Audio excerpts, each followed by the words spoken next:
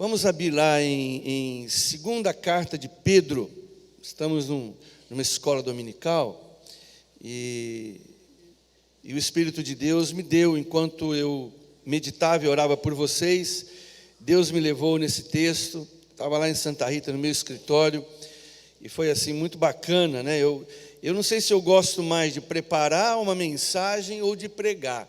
Eu fico na dúvida, porque o tempo que a gente vai preparando, eu fico vendo isso. Agora tem muito programas de TV sobre culinária, né? E a gente vê a alegria que aqueles chefes de cozinha têm, né, misturando os ingredientes e tal, até o prato final.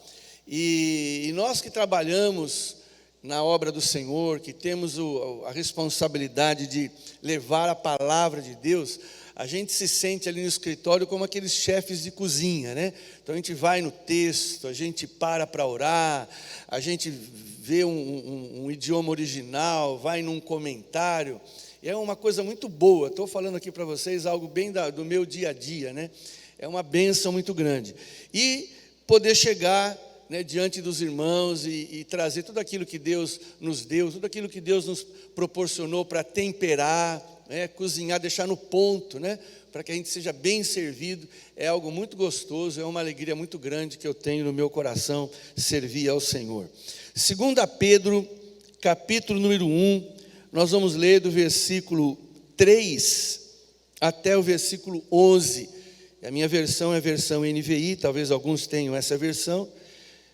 Diz assim: seu divino poder nos deu tudo de que necessitamos para a vida e para a piedade, por meio do pleno conhecimento daquele que nos chamou para a sua própria glória e virtude.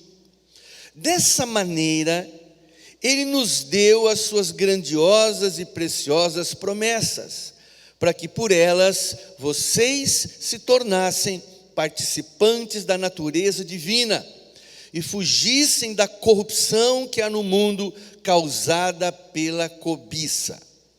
Por isso mesmo, empenhem-se para acrescentar à sua fé a virtude, o conhecimento, ao conhecimento, o domínio próprio, e ao domínio próprio, a perseverança, a piedade, a fraternidade, e a fraternidade, o amor.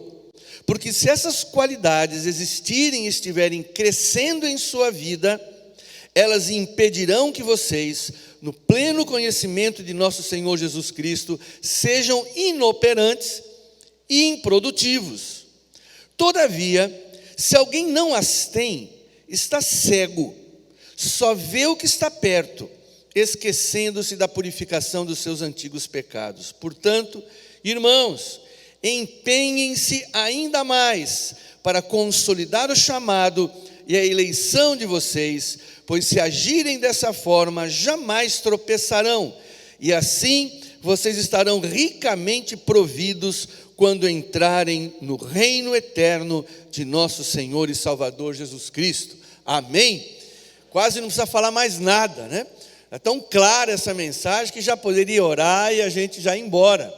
Mas nós vamos orar agora ao Senhor, vamos falar com Deus, vamos pedir para Ele nos ajudar a tocar o poder dessa palavra. Pai, eu te agradeço, Deus, por essa riqueza, por essa beleza. Eu te louvo, Deus, por propor a nós esse assunto, porque eu creio que o Teu Espírito deseja nos tornar operantes, produtivos, abençoados, vitoriosos. O Senhor tem uma carreira brilhante no Espírito para cada um dos seus filhos e filhas. Creio, ó Deus, que nós somos um tesouro para o Senhor, como o Senhor é um tesouro para nós. E pedimos, Pai, em nome de Jesus, que o Senhor venha ativar em nós o desejo de Te servirmos no poder do Teu Espírito Santo. Sejamos a partir dessa manhã interessados em colocar a nossa vida à disposição do Senhor e ver o quanto o Senhor pode fazer por meio de uma vida rendida a Ele. Eu creio nisso, Pai. Vem sobre nós nessa manhã e fala, mas não somente fala, move, ativa em nós, ó Deus, o anseio pela Tua presença e anseio por serviço na casa de Deus. É o que nós te pedimos em nome de Jesus. Amém. Irmãos, como é que eu começo essa mensagem, meu Deus do céu? Quando a gente chega à igreja, a gente vem do mundo, a gente vem de uma outra religião, a gente vem de uma vida de derrota, a gente vem de uma vida de fracasso. Algumas vezes não é um fracasso financeiro, nem profissional, é um fracasso moral, é um fracasso conjugal. E a gente ouve muito na igreja a palavra vitória. Deus nos chama por uma vida de vitória. Desde que eu coloquei o meu pé numa igreja evangélica, eu era pequeno, durante toda a minha adolescência e juventude, eu sempre ouvi isso. Deus vem nos trazer vitória, Deus quer que a gente seja vencedor. E eu confesso para você que eu demorei muito para entender essa mensagem e como eu poderia realmente ser um vencedor. Eu via na igreja pessoas que eram vencedoras, geralmente era a minoria, e a grande maioria sempre pedindo oração, sempre pedindo visita, sempre necessitada, sempre precisando de ajuda, sempre precisando de alguém que pegasse no colo, de alguém que desse uma palavra de ânimo. Na igreja sempre teve aquela meia dúzia que são os dínamos, São fontes de energia, são abençoadas e abençoadoras. Mas na igreja também sempre teve aquela pessoa que durante anos ela é alguém que a gente tem que empurrar, ou então carregar, ou então puxar, mas ela não sai do lugar se alguém não vier e tirar ela daquela inércia. E eu fui uma dessas pessoas durante muito tempo. Eu já estava no ministério pastoral e eu ficava pensando, meu Deus, cadê aquela vitória, Cadê aquelas promessas? Cadê aquela fúria, com a qual o Espírito Santo usava os profetas e os apóstolos? Como é que eu posso ter isso para mim? Muitas vezes, para ler a Bíblia, eu lia porque eu tinha que ler a Bíblia. Eu orava porque eu tinha que orar. Eu jejuava porque tinha que jejuar. E a igreja porque tinha que ir à igreja. Porque se eu não vou na igreja, se eu não oro, se eu não jejuo, se eu não leio a Bíblia, as coisas não vão acontecer. E eram coisas que eu tinha que fazer porque eu tinha que fazer. Não era algo que me movia intimamente, Eu li aqueles versículos que dizem, do seu interior correrão rios de água viva. E isso para mim era alguma coisa que não fazia muito sentido. Eu durante muito tempo, mesmo já no ministério pastoral, eu precisava que as pessoas me dessem um empurrãozinho. E sempre vinha uma irmã que dizia, pastor, estou orando pelo senhor. Eu digo, amém, continue, irmã, dobre as suas orações. Eu era a pessoa que pedia muita oração, eu ainda peço, mas eu confesso a você, que eu não me conformaria durante muito tempo em ser alguém que se serve da igreja, mas eu gostaria de ser alguém que servisse a igreja. E nesse texto, Pedro, usado pelo Espírito Santo, inspirado de forma sobrenatural, ele nos mostra claramente o segredo dessa vida operante, vitoriosa, produtiva. Eu chamo a sua atenção para 4 versículos inicialmente. Dá uma olhada aqui, o versículo 3, o começo do versículo 3 e o começo do versículo 4. Diz assim, seu divino poder nos deu tudo que necessitamos. E diz também o versículo 4, dessa maneira ele nos deu as suas grandiosas e preciosas promessas. A primeira coisa que eu vejo aqui é que o que Deus tinha que fazer, o que Deus tinha que nos dar, Ele já deu, Ele já fez. Deus nos deu tudo que nós necessitamos para a vida. Deus nos deu todas as grandiosas promessas. Muita gente pensa assim, bom, isso tudo já é meu, Deus já me deu, isso está à minha disposição, glória a Deus por isso, que bacana, eu fico muito feliz. Agora Deus é soberano, as coisas da minha vida vão acontecer quando Ele quiser. Quando Deus quiser, eu estou aqui, Senhor, usa-me, Senhor. E ele fica numa posição extremamente passiva. Eu já vi muitas mensagens maravilhosas sobre a soberania de Deus. Deus é soberano, e Ele é soberano. O Salmo 139 diz isso, né? Se subo aos céus, tu lá estás. Se faço minha cama no mais profundo abismo, tu estás lá também. Antes que a palavra saia da minha língua, o Senhor sabe tudo. Os meus dias foram escritos no teu livro. A gente sabe disso.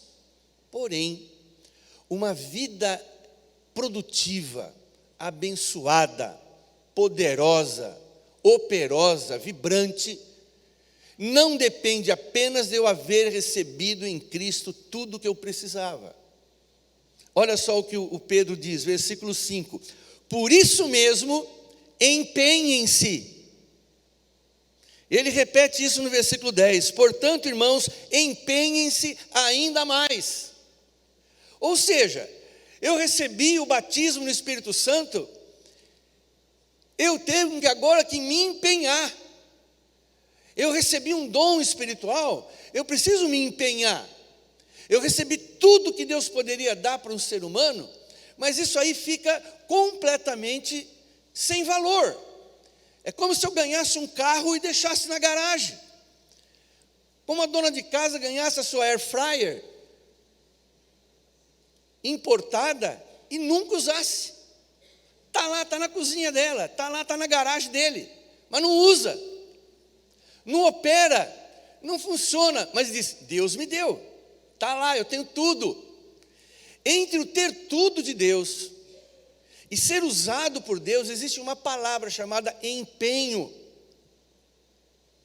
Os atletas, na grande maioria, eles receberam de Deus um biotipo para atletismo, como muitos aqui dentro também receberam. Porém, os atletas que ganham medalha não são aqueles que têm biotipo para atletismo, são aqueles que se empenham nas quadras, nos campos. Então, eu sinto a igreja assim, a igreja evangélica principalmente, o camarada aceita Jesus, então já é dito para ele quem ele é em Cristo, a sua nova identidade, o quanto Deus já lhe proporcionou, o poder do Espírito Santo, dom espiritual. Ele vai, ele faz um curso, 3, 4, 5, 10, 50, 1.500 cursos, mas ele não sai do lugar, ele não anda, ele não ganha alma para Jesus, ele não curou ninguém. Jesus chamou os discípulos, não deu muito curso para ele, mas deu autoridade para eles irem fazer. E com o tempo Jesus foi fazendo com que os cursos fossem acompanhando a virtude. O que é virtude? É aquilo que acontece quando a gente sai para ser usado por Deus. A igreja evangélica, eu me incluo, porque a minha igreja também é assim. Eu não preguei esse sermão na igreja ainda, mas eles vão me esperar lá. Eu vou falar sobre isso ainda. Nós somos, de um modo geral, extremamente espectadores. E hoje as igrejas se modernizando, como é o caso nosso aqui, lá na nossa igreja também nós estamos nos modernizando, os cultos vão ficando cada vez mais modernos, mais atrativos. E a gente vai achando que cristianismo é uma contemplação, que o cristianismo é a gente simplesmente receber tudo que Deus nos deu e aguardarmos o dia da nossa partida.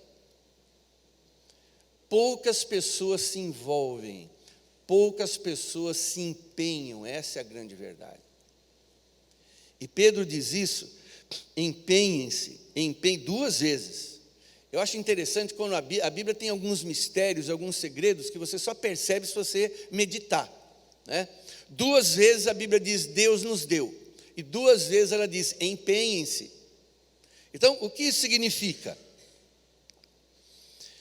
Quando você aceita Cristo, é muito importante você entender, eu gosto muito de uma expressão teológica que diz assim, nós fomos salvos, estamos sendo salvos e seremos salvos.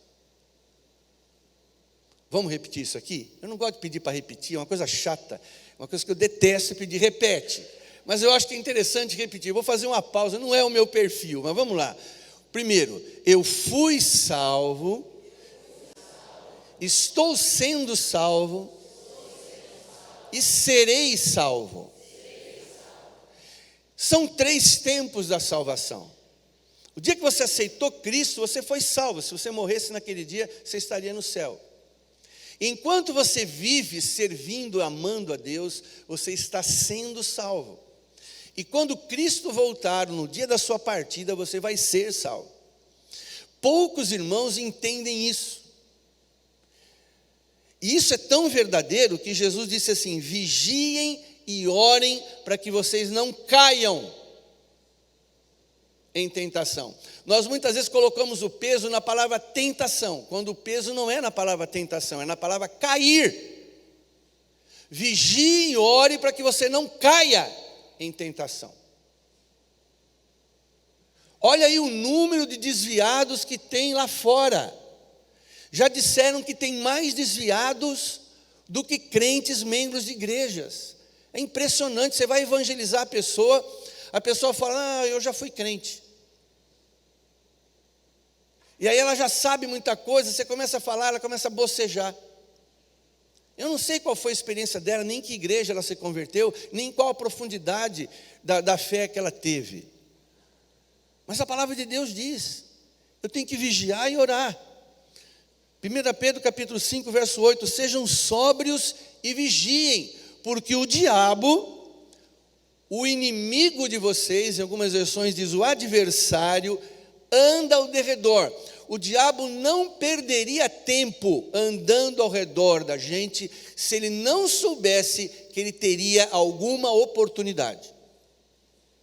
Isso é uma coisa que o diabo tem de qualidade, é oportunismo.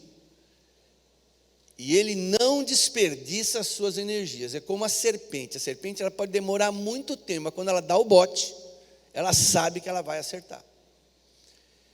Então essa ideia de que eu fui salvo, estou sendo e serei, isso deveria gerar temor.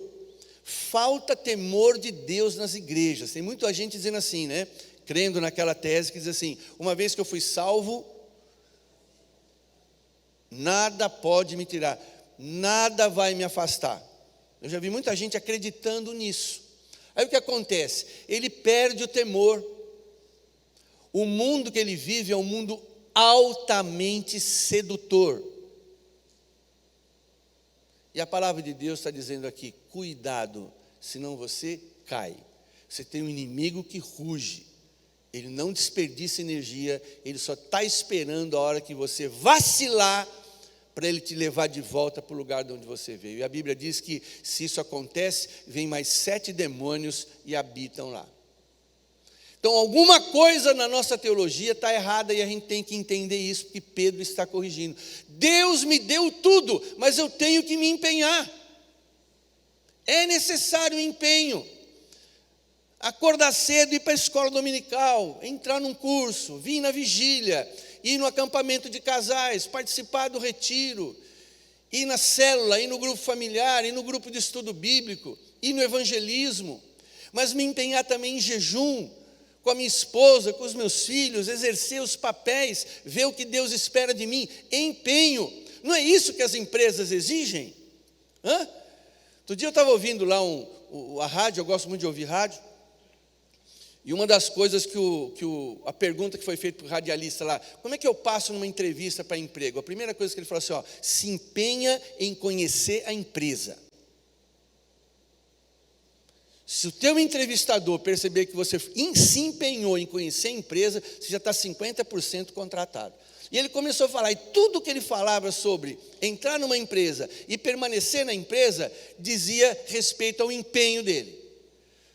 Ele tem que se empenhar para entrar, ele tem que se empenhar para permanecer. Se isso existe no mundo profissional, no mundo corporativo, quanto mais na igreja. Eu não sei por que a gente tem uma visão de Deus como um pai bonzinho. Eu costumo dizer lá na igreja: Deus não é bonzinho, Deus é bom. Se Deus fosse bonzinho, eu acredito que nós seríamos uma geração mimada. Na verdade, acho que nós somos mesmo, né? Então, vamos voltar para a Bíblia e vamos ver o que a palavra de Deus está dizendo aqui. Sem empenho sobre o que Deus fez por mim, eu não vou conhecer a vida vitoriosa. Aí a primeira pergunta: o que é que Deus fez por nós para que nós devemos nos empenhar? Versículo 3. A Bíblia diz que Deus nos deu tudo que necessitamos para a vida e para a piedade. O que você recebeu? Primeiro você tem que entender isso. O que você recebeu de Deus? Eu recebi poder para viver uma vida piedosa. Só que eu só vou viver essa vida piedosa se eu me empenhar em vivê-la. Aí você tem um chefe que você precisa perdoar. Você tem um colega que você precisa se aproximar dele para falar de Cristo.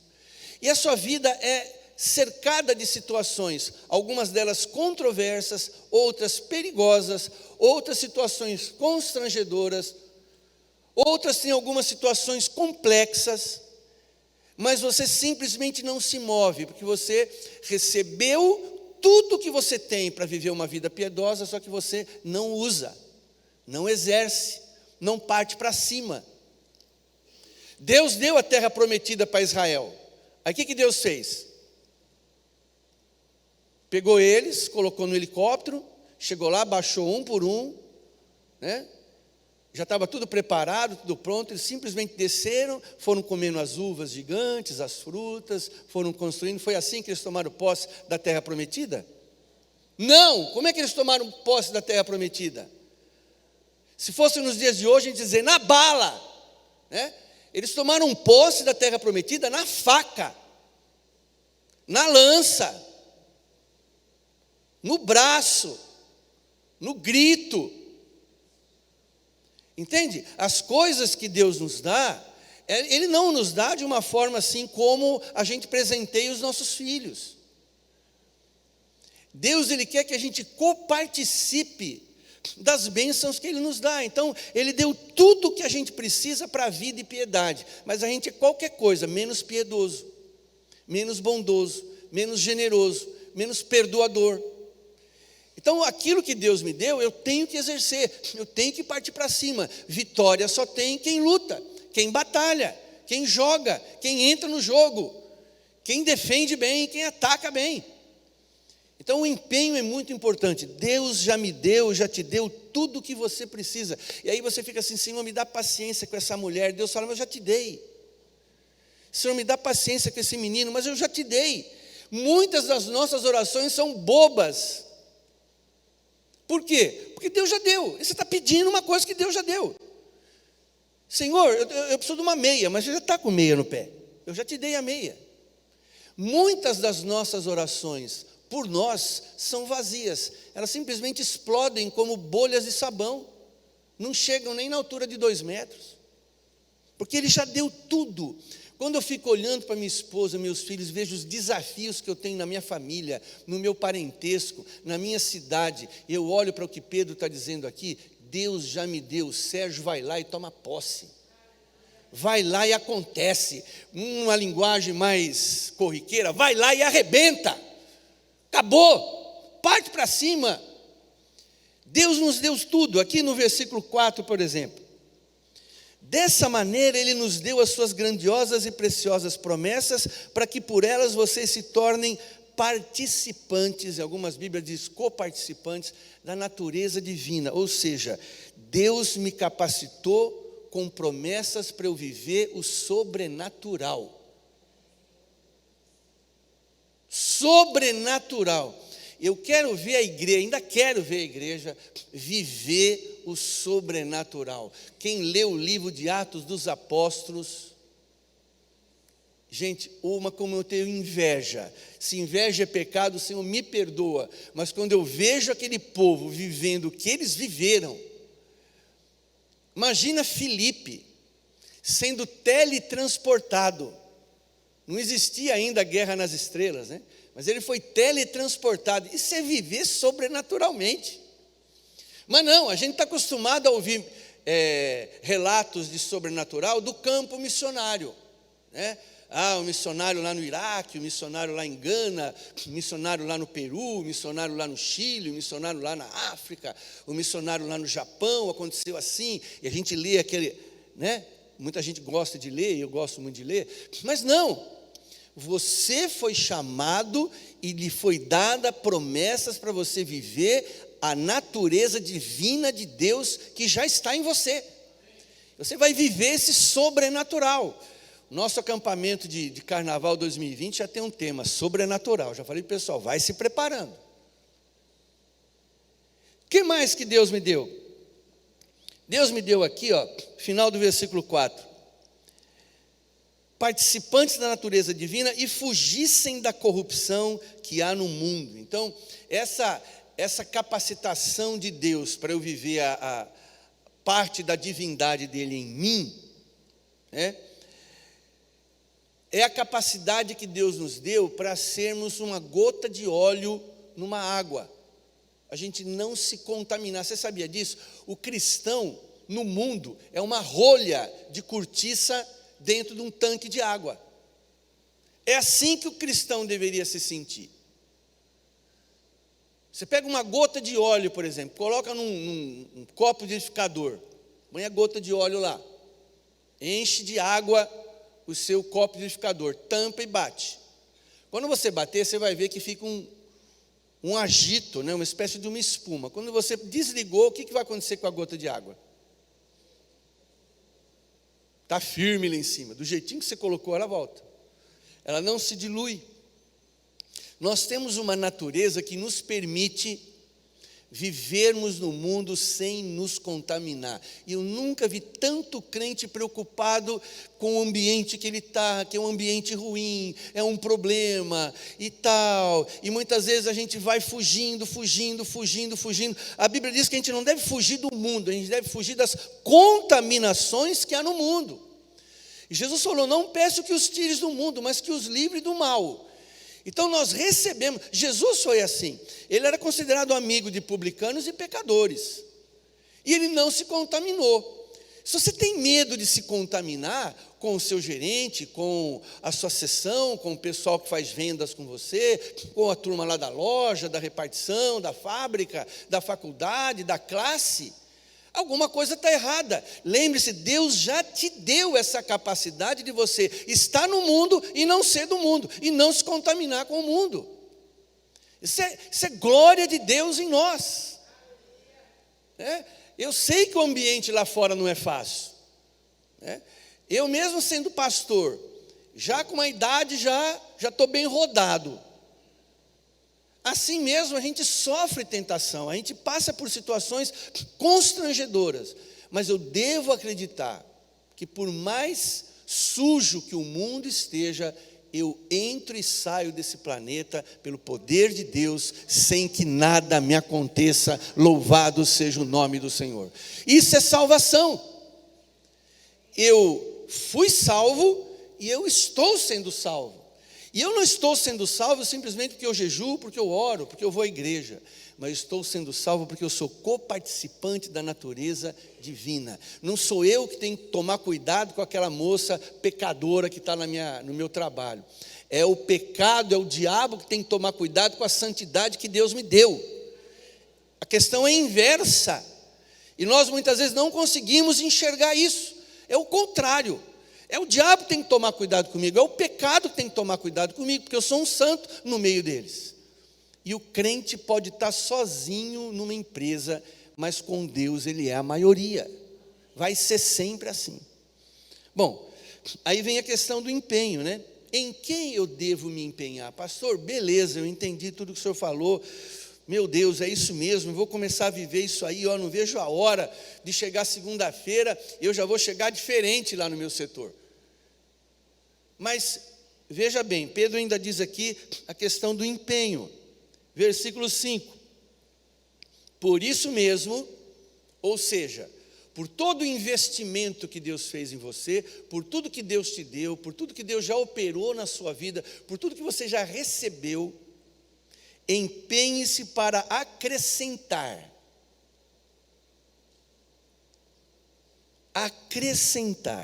à sua fé virtude.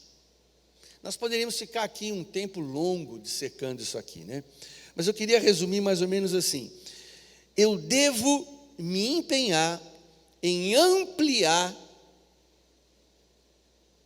a minha fé. Estender a minha fé. A fé é piquititica, é um investimento, é um pequeno investimento que nós devemos multiplicar, que nós devemos expandir. Acrescente à sua fé a virtude. A virtude agrega o conhecimento. Do conhecimento você agrega domínio próprio. Olha como são questões de conhecimento e questões de prática, né? E aí ao domínio próprio você agrega a perseverança. A perseverança você agrega a piedade, a fraternidade e o amor. O que isso significa? Significa que são coisas que Deus não vai fazer por você, é você quem faz. Tudo que Deus fez é um investimento que te capacita. Agora, isso aqui do versículo 5 até o versículo 8 é com você. E é aí que se diferencia na igreja os irmãos que vão mais longe e os irmãos que simplesmente não saem do lugar. Eles não agregam, eles não somam, eles não exercitam. Por exemplo, se eu olhar um fisiculturista, todos os músculos que ele tem, eu também tenho. Agora, eu não sou louco de ficar sem camisa do lado dele. Eu vou passar vergonha. A lei da gravidade faz assim, ó, puxa tudo para baixo. Agora, o que ele faz na academia? Ele joga os músculos para cima. E como é que eu tenho a mesma quantidade de músculo que ele, e os músculos dele sobem e os meus abaixam? Porque ele se empenha. Ele recebeu a mesma coisa que eu recebi, só que ele exercita. Ele vai lá puxar ferro na academia todo dia. E ele começou lá puxando 5 quilos, depois o professor chegou, botou 10, depois o professor pôs 12, depois o professor pôs 15, depois o professor pôs 25, e ele foi, e hoje ele é aquela massa de músculo maravilhosa. E eu continuo assim. O que aconteceu comigo? Eu recebi de Deus a mesma coisa que ele, só que ele exercita, ele agrega. Ele tem uma alimentação balanceada, ele tem uma disciplina adequada, ele exerce muita força, ele sua bastante, ele deixa algumas coisas que ele gostaria de fazer para se dedicar ao fisiculturismo. Aonde estão os crentes que entendem essa verdade espiritual hoje? A gente pensa que aquele irmãozinho que é uma bênção, ele só é porque ele tem um chamado. Não, ele tem um chamado. A gente espiritualiza demais essa questão. Não, você viu aquela irmãzinha lá? Ela tem um chamado, olha, e ela correspondeu ao chamado dela. Meu, você também tem um chamado. Todo crente tem um chamado. Não tem um crente que não tenha um chamado. E o nosso chamado está aqui incluso em 2 Pedro capítulo 1. Deus nos deu. Então, alguns que têm o mesmo chamado que você e o mesmo investimento espiritual que você se empenharam. Avivamento não é o Espírito Santo sendo derramado em mim, mas é o que eu faço com o Espírito Santo que habita em mim. Isso é avivamento. Devo me empenhar a desenvolver a minha fé. Por exemplo, muitos irmãos falam em línguas, oraram em línguas uma vez, foi batizado no Espírito Santo, orou em línguas nunca mais. Aí ele quer dom espiritual. Se o dom de línguas que ele recebeu, ele não usa, e eu não vou aqui falar sobre dom de línguas, senão vamos perder um tempo grande. Mas o exercício das línguas estranhas possibilita uma conversa íntima com Deus, fala em mistérios. E ele desenvolvendo esse dom que ele recebeu, ele está mostrando para Deus que ele está se empenhando. Se ele é uma pessoa que ama a palavra de Deus, então vai estudar, ele vai mostrar para Deus que ele está querendo conhecer. E se ele é uma pessoa que ama os outros, ele vai tentar evangelizar. Ele não vai ter sucesso na primeira vez, nem na segunda, nem na terceira. Eu não conheço ninguém que entrou numa academia e gostou no primeiro dia. Eu não gosto de academia. Todos os amigos que eu conheço falam, pastor, eu vou porque precisa. Depois ele pega o gosto, mas no começo é muito ruim. Quem começou a academia sabe, a primeira semana você parece um velho de 80 anos. Dói tudo. Levanta da cama assim. É ruim, o começo é ruim, muita gente para. Nós temos vários profissionais de educação física na igreja. Eles sabem que é assim. Pessoal, para começar é difícil. Mas a palavra de Deus diz: empenhe-se, agregue, aprenda, se instrua, busca. Você vê, Deus deu os dons espirituais, mas Paulo diz: procurai com zelo os melhores dons. Quem não procura com zelo os melhores dons, não vai ter dom nenhum. Outro dia eu estava ouvindo um pregador da internet, e ele falou assim: olha, você vai ter de Deus o que você quiser, o que você desejar e o que você buscar. Tudo que você buscar e desejar de Deus, você vai ter. O problema é que a gente não deseja tanto de Deus quanto a gente poderia desejar. E a gente não busca tanto quanto a gente poderia buscar. Porque a gente perde muito tempo com muitas outras coisas que não são o foco da vida cristã. O Deus desse século se chama entretenimento. Não se esqueça disso. Nós somos pessoas que amam entretenimento. A W. Tozer dizia isso na década de 60. Imagine hoje. A indústria do entretenimento é a que mais cresce no mundo. E isso inclui também dizer que nós cristãos perdemos muito tempo nos entretendo quando nós deveríamos estar fazendo outra coisa, agregando a nossa fé, a virtude, e daí vai. Segundo, em que eu devo me empenhar? Versículo 8 e 9, eu vou correr aqui. Porque se essas qualidades, ele está se referindo àquela parte de agregar aqui, porque se essas qualidades existirem e estiverem crescendo em sua vida, elas impedirão que você, no pleno conhecimento de nosso Senhor Jesus Cristo, seja inoperante e improdutivo. Você quer que eu te diga o que define o crente hoje? Inoperante e improdutivo. Ele consome religião. A indústria gospel também cresce pra caramba. Produtos gospel, de Bíblia de estudo, eu não sei mais quantas tem. Eu não tenho, mas não faço ideia. Deve ter pelo menos umas 90. Tem muita Bíblia de estudo, mas pouco estudo da Bíblia. Isso é uma coisa crítica. E a gente vai comprando, eu tenho 10 Bíblias de estudo na minha prateleira. Eu fico me perguntando, por que eu comprei todos esses trem?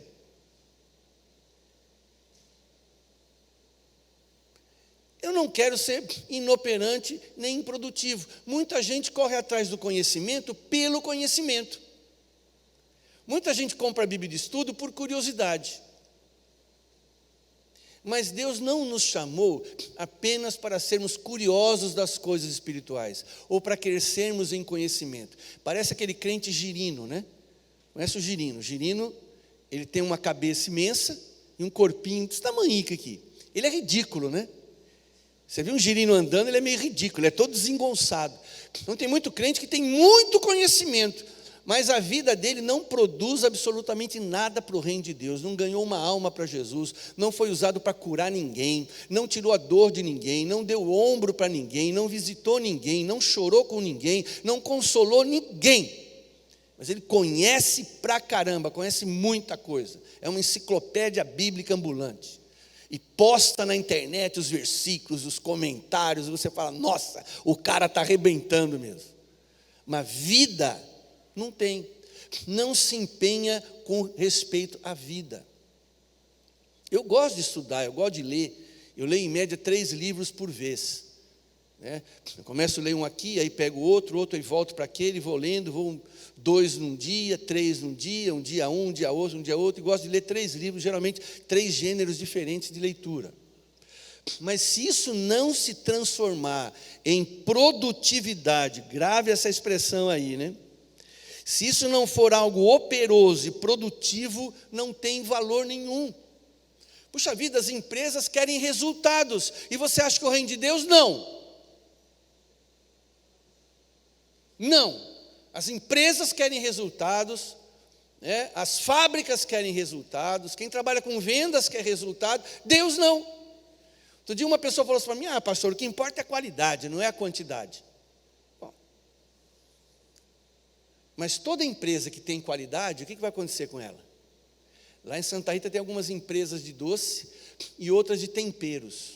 Eu estava conversando com um irmão que é funcionário da empresa de temperos, ele disse, quanto está crescendo? Por que está crescendo? Porque tem qualidade. Indústria de doces também, mesma coisa. Por que está crescendo? Por causa da qualidade. A qualidade existindo de verdade, ela produz crescimento. Produtividade. Eu quero produzir, Senhor. Eu não quero ser mais um número na nossa igreja.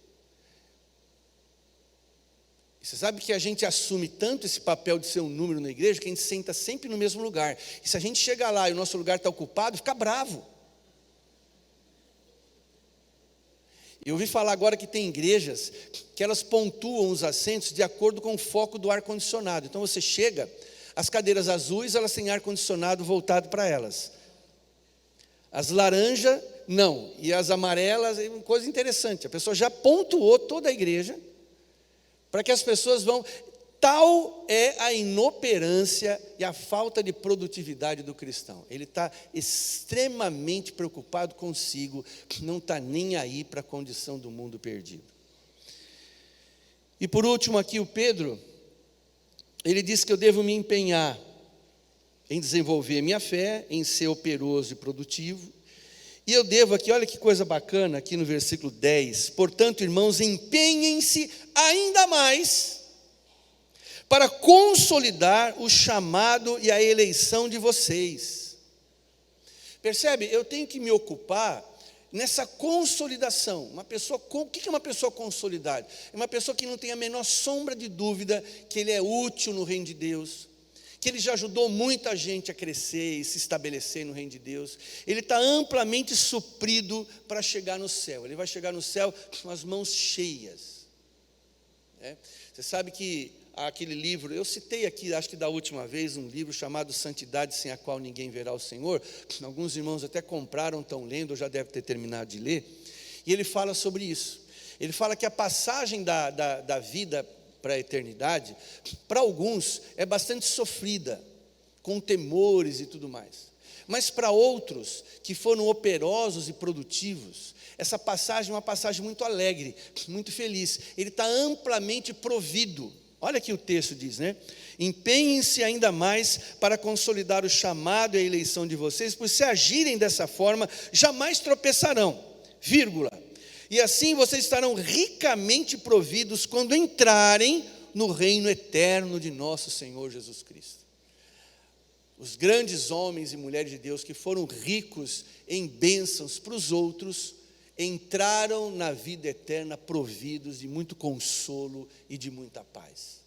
Aqueles momentos finais foram momentos cercados da alegria do Senhor e do gozo da salvação.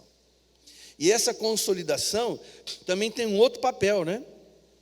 Consolidar o chamado, né? E fazendo assim, vocês jamais tropeçarão. Você quer que eu te diga qual é o que mais se vê na igreja evangélica? São tropeços. Quanta gente tropeçando. Tropeça na língua, tropeça na sexualidade, tropeça na amizade, tropeça nos relacionamentos, tropeça na honestidade.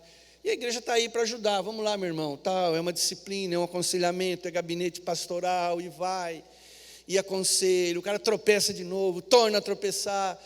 E a maioria dos crentes fala assim, não, o importante é chegar no céu, né? Eu vou chegar lá meio chamuscado, mas eu vou chegar lá, o importante é chegar. Não, eu não penso assim.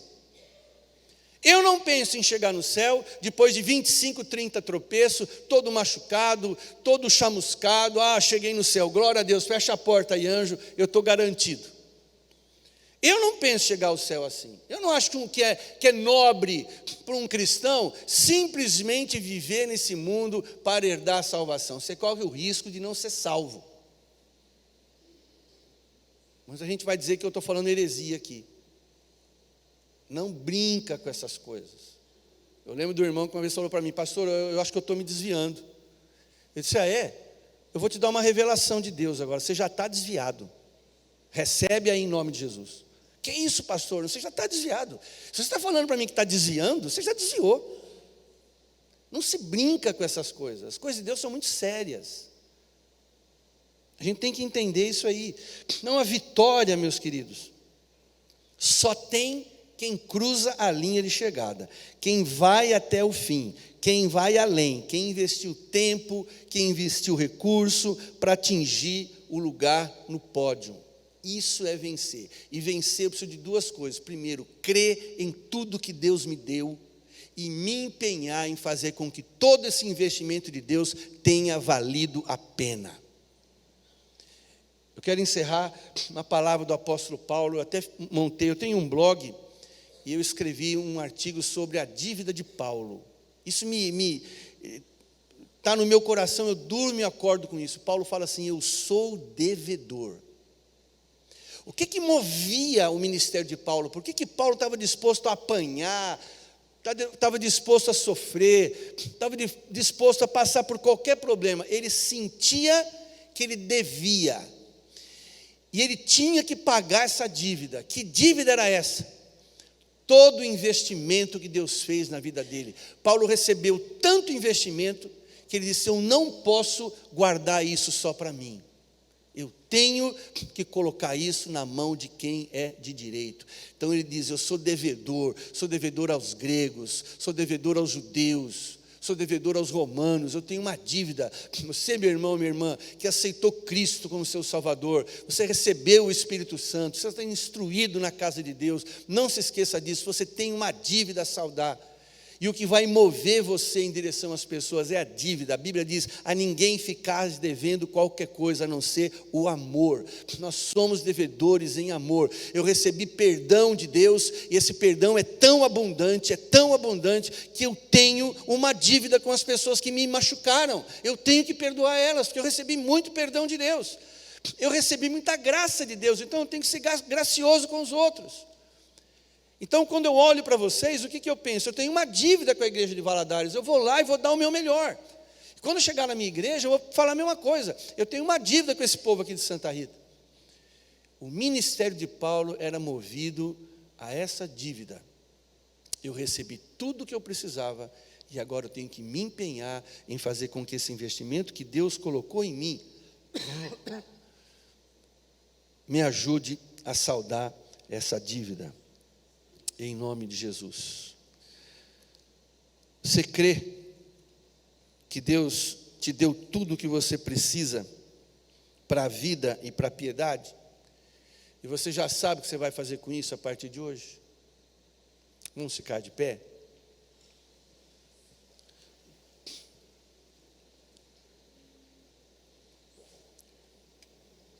Glória a Deus.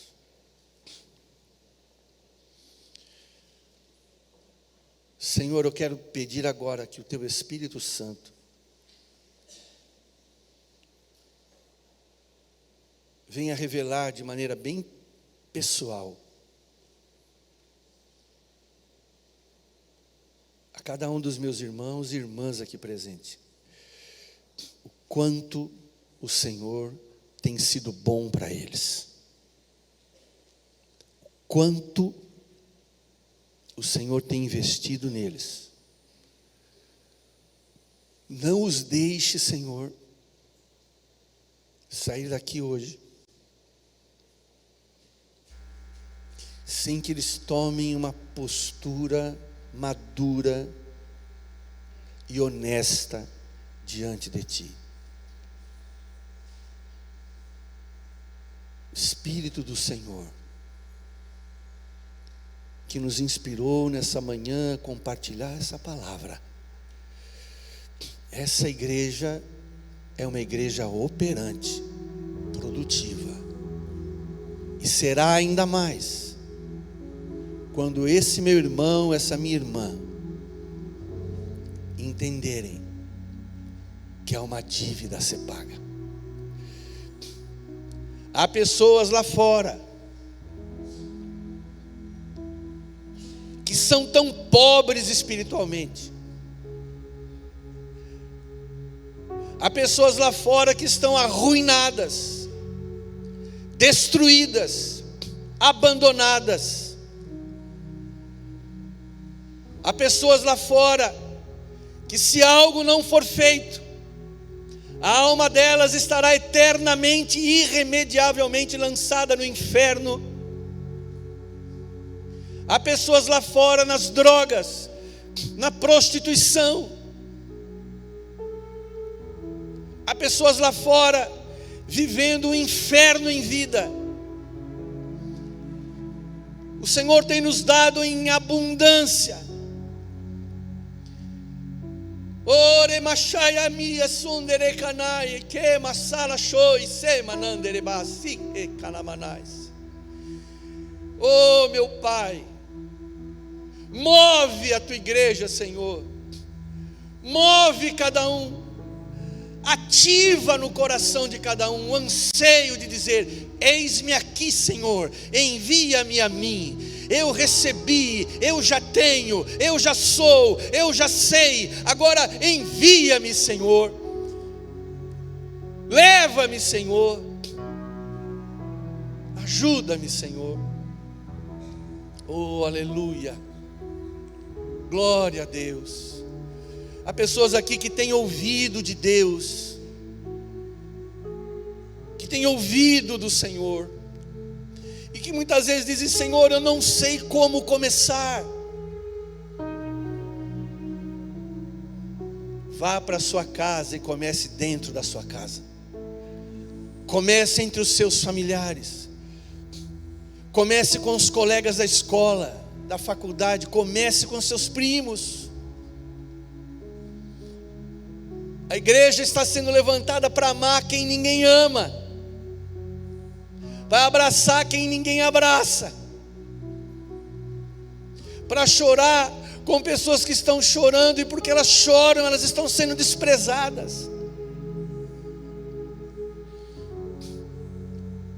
Abra o seu coração.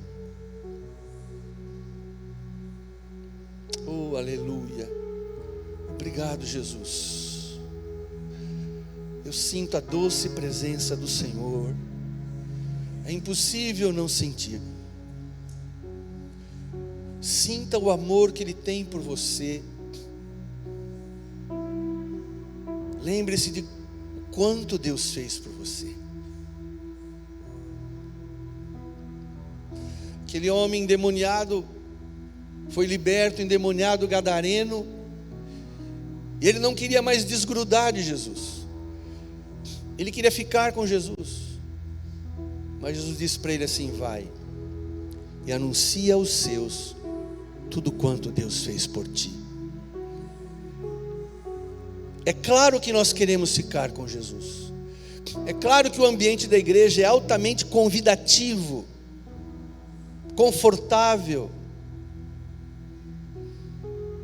Mas vai e conte aos outros tudo que Deus fez por ti.